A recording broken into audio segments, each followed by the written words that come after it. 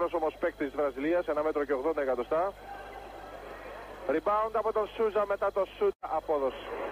Βάλτερς. Σαμπόνις σημαδεύει την ταμπλό και γίνεται το σκορ 5 μετά την έναρξη. Νίλο υπό την σκιά του Βάλτερς. Ο Σούζα αποκαλεί θέση. Rebound. Ισραήλ, το μπάσιμο στον Σαμπόνις, rebound από τον Σοβιετά, συνεχιστεί έτσι. Και φυσικά για ένα πλούσιο θέαμα. Ο Μαρσέλ θα αποτύχει, εύκολο rebound του Βολκόφ και φεύγουν 3 Σοβιετικοί στην αντεπίθεση μαζί με τον Σαμπόνις που έρχεται και θα καρφώσει την μπάλα.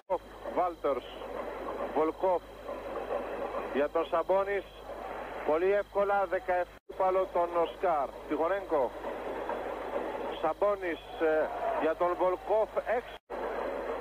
Βάλτερς, Τιχονέγκο, Σαμπόνις.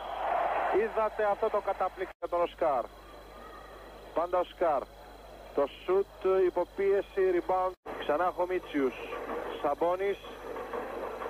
Και φάουλ από το Σαμπόνις, 4 στα 5 δίποντα. Οσκάρ με αντίπαλο τον Κουρτινάιτης. Κερδίζει ο Σαμπόνις. Τιχονέγκο, Βάλτερς. Σαμπόνις ανάπτυξη. Τιχονέγκο, Βάλτερς. Σαμπόνις στην κρίσιμη στιγμή.